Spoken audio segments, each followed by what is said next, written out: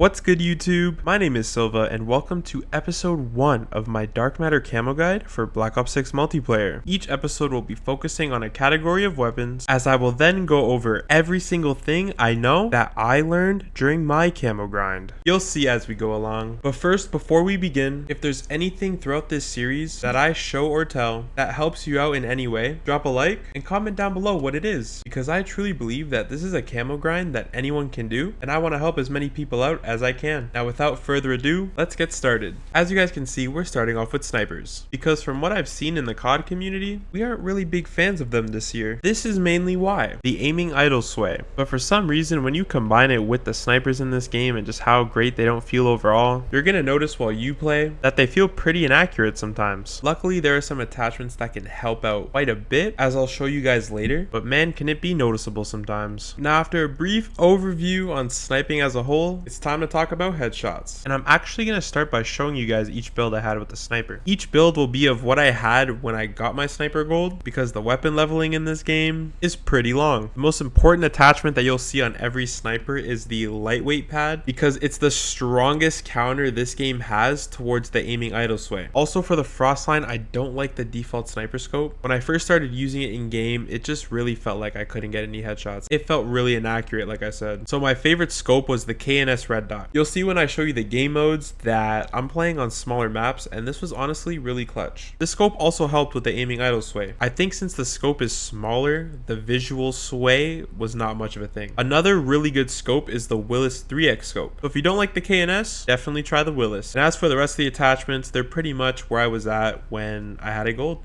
Now, for the SVD as a sniper alone, this thing felt the weirdest. It was the worst sniper out of the three, in my opinion. The recoil pattern is just weird. It's a semi-automatic sniper, so regardless, it's not my cup of tea. But man, the recoil pattern and it just felt so weird, man. But let me tell you, when I unlocked the recoil springs, I still had a harder time using the SVD, but it definitely helped. I liked using the precision guard instead of the lightweight guard for the SVD, because the SVD, being a semi-automatic sniper rifle, has a recoil pattern. And as for a scope, the default scope, terrible. I really like the KNS red dot more than the Willis or any other scope for this sniper rifle while I was getting a gold. And as for the rest of the build, it's the same as the frost line. Now, if there's a default scope you're gonna use, I would use it on the LR762. This is the best sniper in the game, in my opinion. It just feels better all around compared to the other two, and I feel like its default scope is actually accurate. That being said, if you still don't like the default scope, the KNS red dot and the Willis were definitely still good options. I tried them both. The lightweight handguard once again, and the rest of these attachments once again were what was available. So you take these three snipers into these three types of modes. I'm giving you three options so you can try them all out and see which one works for you the best. We're gonna start off with what I used, and that was using the quick play filter and going for core domination and hardpoint. I did my snipers early and I comboed them with my launchers, so doing domination and hardpoint was actually really good. Both dom and hardpoint have objectives on the map that you guys can take advantage of. There are focal points on the map where more often than not the enemies will be focusing on them, and all you gotta do is catch them lacking while they're going towards the points. And I know not every map in this game is fantastic, so for you to know as well, my top 3 favorite maps that I had the most success on were Babylon, Skyline, and Subsonic. An honorable mention though is Vault. It's the biggest out of the 4, but for me at least, I had a lot of success, so try to vote for those whenever you see them. Option 2, without a doubt, is Nuketown 24/7. This game mode wasn't out when I was doing my Dark Matter grind, but everyone knows, just like Shipment, it is an ideal game mode to play no matter what game mode you get on the map, because you're getting max engagements, meaning more chances to get headshots. So Nuketown overall, always a good choice. And last but not least, because now it's actually in the quick play tab, for Face Off Mosh Pit. Similar to Nuketown, it's just straight up engagement on really small maps, so the headshot potential is insane. I actually believe that the best maps for the sniper challenges are Gala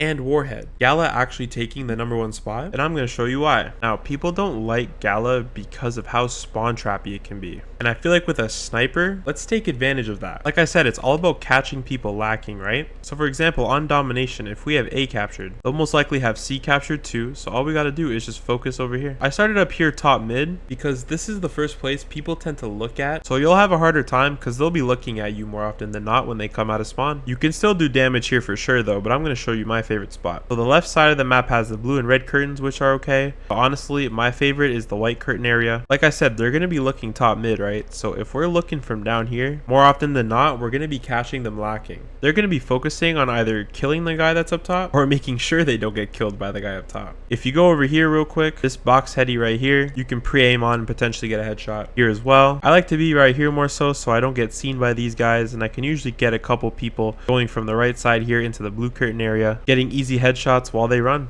I'm just showing you real quick the Willis 3X on this map. Both really good, really clean sights. The beauty of this spot is not just to see the C side of the map. You can also catch the people coming out of A side too if you spawn on the other side. You can also look over here and get this guy on this box heady. This spot is just ideal. Now for Warhead, I know a lot of people don't like this map, but it's still really good. This garage roof is the most popular part of this map because you can easily climb up on it and you just have an insane head glitch. A lot of you definitely know about this one, but you can see so much. You can get a lot of easy headshots from people running, walking upstairs in the middle house. Just a lot of potential here. A sleeper angle in my opinion is actually right here. A lot of people like to head glitch at this box here on A, and they usually don't expect you here, so it's a pretty good off angle. At the same time, you can see through the second floor of the middle building, and anyone trying to head glitch this red box right here too. Another common angle is this yellow nuke right here. If they're getting spawn trapped, I like to move up here real quick and use this red box against them actually.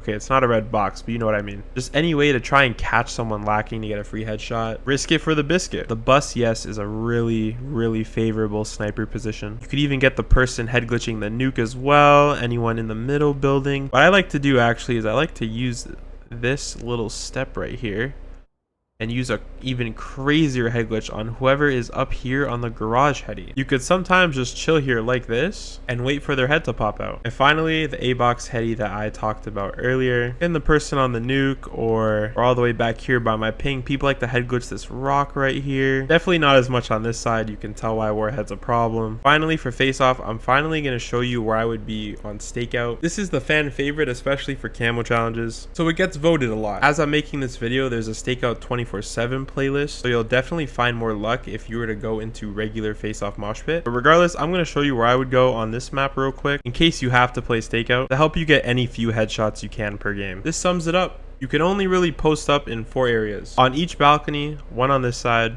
making sure to aim high. Here's what it looks like on the other balcony. For this one, I like to back up more. And then as you definitely know too, just shooting down this hallway. You should be able to get at least a few headshots. Once you unlock the red tiger camo for your sniper, getting all 100 headshots, it's on to the special challenges. For the frost line, the 2 special challenges are get 50 eliminations with the recon combat ability and get 2 kills while reloading 10 times. 2 really straightforward challenges. I'm pretty sure for permafrost, if you just don't ever reload, even if you die, it'll feel like you're just going for 20 kills. And for the copper camo, they're having you use the most broken combat specialty in the game too. For the SVD, you have pixelized and patchwork. Pixelized is the exact same challenge, and for patchwork you need to get 50 kills with a 4x scope or higher. So we're just gonna use a 4x scope, and the one I like the most is actually the Dobrich, definitely pronouncing that wrong, 4x scope. Here's how it looks in the firing range. And finally, for the LR762, Chaparral.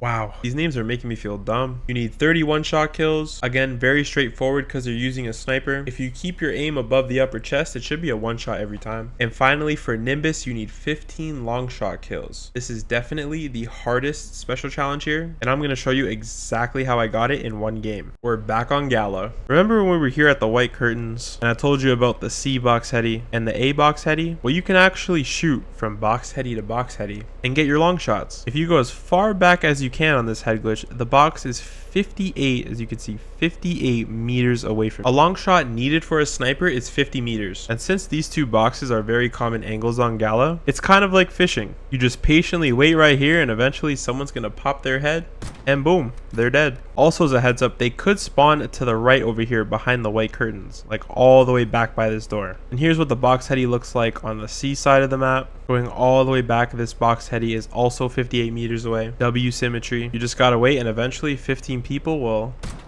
pop their head. Pretty chill special challenges, leading you into the mastery challenges. I'm moving myself to the other side so you can see them, and we're actually putting these challenges into pairs, because for gold and dark spine you both need multi-kills. For gold it's double, and for dark spine it's triple, and for diamond and dark matter you need to go on some kill streaks. Starting with gold and dark spine, the main key here is to play more aggressive. Just by holding an angle in the game modes I showed you, there is definitely a chance for 2 or more people to come through at the same time or in the matter of a second or two. So for faster results, you really need to prioritize aggressiveness. If anything, you could hold an angle and then push something to get a second kill really fast. What's really important to note for double kills and triple kills, etc., is look at the left of my screen here. See my ping in the feed and my mistakes being made. However long your first kill is in the feed, you have to try and get another kill in the feed as well. Does that make sense? So I would say you have about 4-ish seconds to get a second kill from your first kill to get double kills. And then for triple kills, you can get the first kill, get a second one within 4 seconds, and for your second kill you have another 4 seconds to then get another kill. So when I say that you could hold an angle and then push out, for example on the garage here in the yellow house, if someone's capturing B, you could potentially catch someone lacking coming out of spawn, and then once you get them you can slide in and get the person on B site. You might even have more time to slide to the couch here and go boom. Hoping that was a good example, which I hope also shows that they're actually harder than the diamond and dark matter challenges, because you know you have a sniper, you can hold an angle as long as you want. Any angles on the maps that I was showing you earlier, get a little bit of a rotation in there so you don't get hard focused, and you'll then be able to get your 3 kills without dying 10 times and your 5 kills without dying 3 times. That's gonna do it for episode 1 of the Dark Matter Camo Guide. Overall, I would say snipers took about 6 hours of game time, averaging between 5 and 15 headshots a game. It definitely takes longer to get snipers gold, and so on and so forth, compared to most of the other weapon categories in this game, which is why it's the first episode. You have more time to take this knowledge and get right to it. Like I said earlier, this is a camo guide that anyone can do. I truly believe that, and I want to see more people rocking the purple camo, whether it's multiplayer, zombies, or Warzone. Thank you so much for watching. My name is Silva, and I'll see you guys in the next one.